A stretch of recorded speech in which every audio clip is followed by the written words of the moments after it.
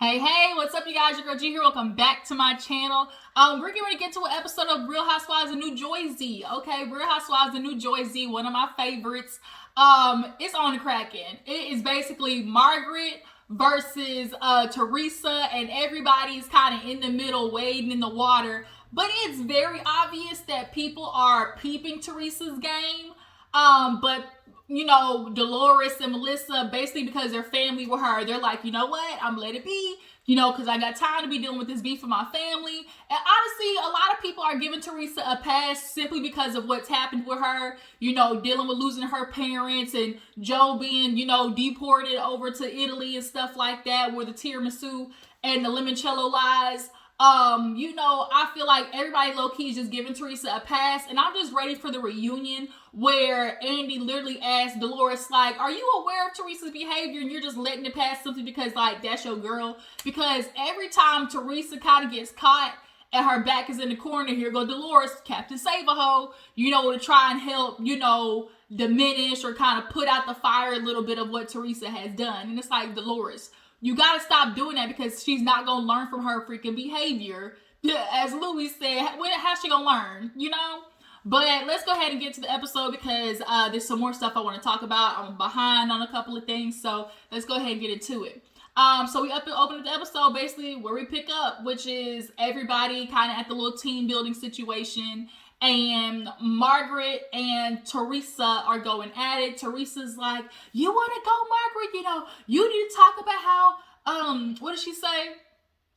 It was just, Teresa was throwing everything out there. You want to talk about Louis? Then here we go. Because Margaret was like, we get it, Teresa. You want to talk, you want to deflect and don't want to talk about Louis. You want to talk about Louis? We could talk about Louis. She's like, girl, I don't want to talk about it. She was like, no, what you really mad at is the fact that, because she found out basically that Jennifer and Margaret made up. They're good.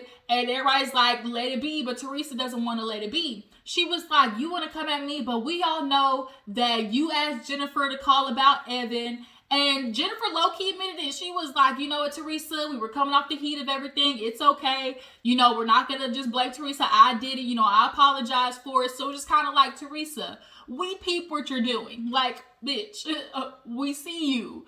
And then she starts getting, and basically she blamed Margaret and then backpedaled. She was like, well, if you want to be real about it, she's like, I heard about the Evan thing from you. And she was like, no, you didn't. Like, Margaret's like, no, you didn't. Do not try to blame me. I'm not blaming you. I didn't say it came from you. She was like, you just did.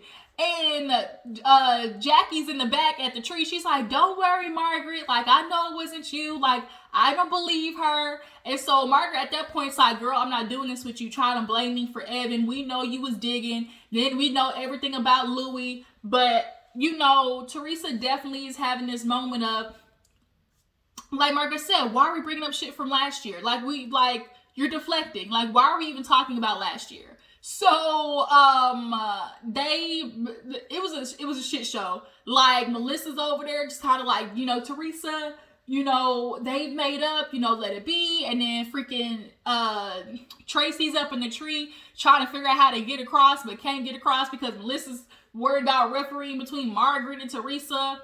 Margaret was getting in that ass though. Margaret was letting her know, girl, we see you. Like, you tried to have Jackie call about, Jennifer call about Evan.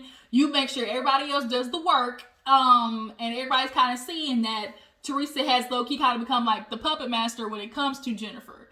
And then that's what it was. They started talking about the analogy because she was like, Teresa started getting into, she was like, why are you bringing up, because Jackie started bringing up Teresa, like, you were trying to get into them, but you did the same thing. She was like, well, you brought up my daughter. You were talking about Gia. And she was like, it was an analogy. She's like, well, you should have said it. Everybody's like, Teresa, that's not how an analogy works. You don't sit there and go, I'm going to use an analogy and then say it. Everybody just knows that's an analogy. And so everybody was saying that. And then here goes Dolores, like I said, Captain Save-A-Ho, she comes up and was like, well, maybe, you could have said, for example, and Teresa's like, yeah, right. And it's like, Teresa, you're not stupid. You're not stupid. You really can't tell me you can decipher between an analogy. And like Jackie said, I wouldn't have said nothing about Gia had you not said shit about Evan. Like, we don't want to start in the middle. Everybody likes to start in the middle. No, bitch. Before we get to B and C, we need to start at A, which is your ass, Teresa. So they're over it and start walking to the table to eat. And Teresa, she came in on 100. Now she's on 120. And now she gets to Tracy. And she was like, everybody wants to sit there and talk about Louis, but I'm in my love bubble. Nobody, that's how she goes, I'm in my love bubble and nobody's gonna pop it. You know, she was like, Tracy, everybody wants to ask questions about Louis. Tracy, you told Tiki to ask about Louis. She's like, I didn't tell Tiki nothing. She was like, we were talking about stuff and yeah, I was asking him, you know, what happened, but I didn't tell him, you know, to go ask Louis questions, and Louis didn't even care. And that's what Teresa keeps saying. Louis doesn't care, but I care. Why do you want to ask questions? She was like, why are you mad people are asking questions if it's not true? And she was like, but you're not going to do that. Everybody's putting stuff out there. Margaret, she's just throwing shit at the wall because she was like, y'all want to sit there and talk about the allegations like he's abusive? And Margaret's like, I didn't say he was abusive. His ex-girlfriend said he was abusive. And it's like, bitch, checkmate. She was like, everybody's putting it out there. Margaret, you're putting it out there. She was like, Teresa, it was already out there. Nobody's putting anything out there. Now she's like, you're probably talking to the exes. That's why, it's out there. Margaret's probably the one talking to the exes and, having them, talk about it. So at this point, everybody can see that it's like, girl, you pushing it. So Teresa decides she's going to head out, but leave her damn workout line for everybody to look at. But everybody sits at the table like, girl, you just blew all this shit up. Like, really? Like, girl, bye. Like, you doing too much, Teresa. So everybody just kind of sat there, and Dolores is like, man, can we chill out? Because next week we got my charity event. Y'all know Dolores had that breast cancer scare. So she's definitely, still doing the charity work and everything. So they're going to do a softball game. And everybody's like, well, hell, how are we going to do a softball game when we couldn't even get through today, swinging through the trees like Tarzan? So we move on to Melissa. She's planning her daughter's 16th birthday. Y'all know Antonia is kind of having a rough year. She tore her ACL and is kind of having a weird moment. You can definitely tell Antonia is going probably through like a little teenage depression, dealing with tearing her ACL. When you kind of get stuck, then you kind of got to get stuck thinking about everything. Then on top of that, she moved in the middle of her high school, year, which I'm sure was a lot. So, Melissa is just happy to plan his birthday, try to like bring her spirits back up. She tells Joe, yo, sister wildin', Joe. She out here wildin'. He was like, she's been doing that since I've known her. Like, it's just like, that's who Teresa is. Teresa, as Margaret says it, Teresa. Teresa. Everybody's talking about Louis, okay? Oh, no, that's more country. Teresa. That's how everybody's talking about Louis. But yeah, so what else happens? Dolores, she's trying to, play with Frank, so she ain't out there, looking stupid. She, she's turning to the side and, trying to, swing the bat. And y'all, Dolores' body is banging, okay? Dolores got that body, yaddy, body, yaddy, yaddy, yaddy, yaddy, yaddy, yaddy, yaddy, yaddy. Okay, y'all, Dolores got body now, okay? She look good. David, you fucked up. But yeah, she's planning for the thing and just hoping that it goes okay. There wasn't a lot kind of in this episode, low key. Then we see Teresa and the girls are clearing out the house. They have been in this house literally since the show started, and it's kind of a bittersweet moment. They're moving out, and Teresa's ready to move on with her life, but her daughters just kind of feel like, oh my god, dang, like this is the last memory that we have of our father. Like, y'all, he really got deported. They was not playing with his ass. They were like, bro, you gonna split the dad from the family? Sure enough. Sure enough, they did. And that's kind of harsh. Like, I understand what he did, but he did like a white collar crime.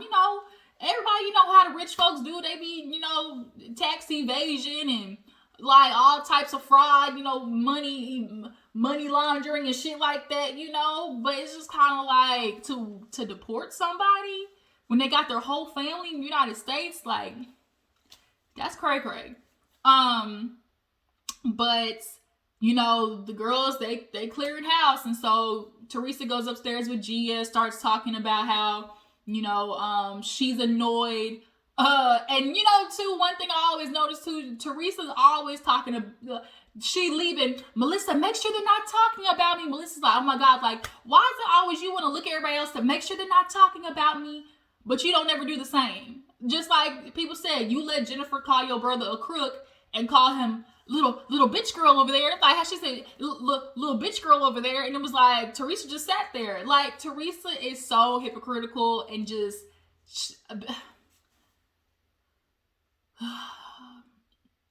Teresa to me is like top 5 annoying housewives I just don't quit, period. It between her, Ramona from New York Housewives, who else that I don't F with heavy? You know, Kenya kind of be having her moments with me where it's like I really don't quit you. But Teresa definitely is one of the ones where it's just like, bitch, fuck you. But yeah, so they're up there and she's basically telling Gia, like, you know, she's feeling some type of way about Margaret. You know, here I am moving in with Louis. We've been together a year. And, you know, she's always talking about everything, wanting to ask questions. And Gia definitely is, I'm a little worried because she's kind of going the Brielle Bierman, right? You know, Kim's big lipped ass daughter. Y'all know how she likes to kind of intertangle herself in the drama, and you know, on social media or you know, on the show. Brielle always had a habit of getting involved, and then when somebody clap back, you want to be, you know, big girl and hop into big girl business. And then when somebody clap back at you, it's like, but that's her daughter, you know, she's a kid. Nah, bitch, you want to be, you know, woman about it, so bitch, let's go. And so we kind of see Gia do that at the end of the episode, but luckily Margaret didn't like feed into it. But nonetheless, Gia is just kind of like, man, this is just like, I can't believe none of the ladies are supporting you. Like, did anybody have your back? And she was like, well, Dolores did. And it's like, Dolores, like, you really got to quit putting your cape on for Teresa, like, for real, for real. She be getting herself in these situations, and it's like, she needs to deal with the reckoning. So Jackie, I actually really liked Jackie's scene, because we actually finally had a breakthrough. See, y'all know, we've been on this kind of like her anorexia, you know, battle during the whole season. And she has been literally fighting the healing process the whole way. Because last episode, we saw her talk to Evan, and she was like, I'm not going to do the therapy for 3 hours. That's too much. And, oh, they told me they want me to do inpatient. I'm not doing that either. Like, I can't go away for that long. Like, and Evan's like, girl, you know, he's in his confessional. Like, you know, you keep saying you want help, but every step of the way, you're finding something wrong with this. So do you really want help? So when Jackie goes in, you know, she's talking to the therapist, and, you know, the therapist's like, okay, you know, how was it since the last session? And she was just kind of like, you know, I'm just kind of realizing that I am not as good as I, you know, am pretending to be. Because Jackie, you know, she definitely, you know, since the first season she came on, was putting on like, you know, I'm better now, I'm good. But every time we see eating scene, Jackie was over there just, you know, nibbling, or even say, oh, I had a piece of toast. Bitch, you had a piece of toast all day? Like, everybody has been noticing. Jackie thought she was being slick with it, but no, girl. People are noticing that when they having full blown ass meals, you over there eating, you know, a couple of cherry tomatoes and a swig of ranch and feeling like you ate, you know? So the therapist is like, you know, I hate to say it, but like, you're kind of full blown, you know, anorexic, because you're still having this control of, you know, counting calories, like making sure you're eating. And so Jackie finally breaks down. She's like, I know, because she's like, I'm literally looking at my calendar and trying to find the days I'm going to eat. And when I take my kids out, you know, I've taken my kids out for ice cream and never had the freaking ice cream. And she's like, when the last time you had ice cream? She's like, 20 years. And so she kind of gave Jackie that as a goal, you know, okay, here's your first goal. Like, because with somebody like Jackie who can't let go of the anorexia purely based on, it's like her control. That's what it is. It's her control. And so she's like, you're gonna have to loosen up, and girl, eat the damn ice cream, you know? And after you eat the ice cream, don't try to compensate for, you know, okay, I ate the ice cream today, so I'm not gonna eat for the next 2 days, or, you know, like to try and make up for it. Just like, stop. She was like, you literally just like, if you want to stop counting calories, then stop counting calories, you know? But that's hard to tell somebody that after they've been doing it for 20 years, you know? And so she was like, when it's something that deep, it's rooting in some type of insecurity. So she's like, where, in this timeline did something go really wrong for you? And Jackie finally revealed like she grew up on the heavier side. And so I definitely, empathize with that, because like I grew up a thicker girl. I wasn't overweight by any means, but I was just thick, in comparison to everybody else. And so I always felt like big, and people always, kind of made like little slick comments, and so now I look back like, bitch, you was skinny. Like now it's so crazy. I spent my skinny years thinking I was big, but now I realize, bitch, girl, you was on point, but nonetheless, like Jackie told about this incident where a boy saw her in the hallway and she was, putting on lipstick. He's like, that ain't gonna help though. And it basically, hit the white meat, cut her to the white meat. And ever since then, she realized she started starving herself. She started cutting out breakfast. She started cutting food in half. And then eventually she said, I realized I wasn't eating at all. And at that point she met Evan. So to her, that felt like a reward, almost like, oh, I met a guy and I'm this size, so now I need to maintain that. Like I met him and I'm with him because I'm this size, but that's not true, And you see her wedding picture, y'all, she was Skeletor, like she was skinty boots. And so she always has this fear of, oh, well, if I gain weight, is Evan gonna love me? She's like, I know he loves me, but I still have this irrational fear of, if I put on a couple of pounds, that's not how he met me. So is he gonna still want to be with me? And it was definitely, a breakthrough for Jackie. And from what I can tell in her confessionals, she's looking like she's gained a good, 10 pounds. If, are y'all seeing it too? Because in her confessional, she definitely looks like, she's put on some good weight. She looks good, So I'm hoping at the reunion, we'll see like an actual, full body of Jackie, up and improved. So she goes home and lets Evan know, like, you know what? I really thought I was, better, but I realized I'm not. And she's like, and then the trigger for her too is realizing, her therapist point is like, do you think your kids are realizing? And she was like, I thought I was being, okay, but Evan told me the other day, like they notice when we go places, mommy's not eating or she only eats this. And so she's like, how do you feel about that? And he was like, I've been with you a long time and, I want to go on vacation with you and not have to call ahead to the restaurant and make sure they got steamed vegetables. I couldn't imagine like going on vacation and not, that's the part of vacation, like trying different foods, and stuff like that. And it's just kind of like Evan, was willing to put up with that, but he's ready for the moment where he's like, that's not living, where you're constantly checking and eating this, like not eating this and everything. So she's like, I apologize for that, and let's do better. She's like, when I'm better, like throw out the measuring spoons. He was like, bitch, yes. So we see this scene with Jennifer and Aiden, and I loved it because Jennifer finally put her fucking foot down with Aiden.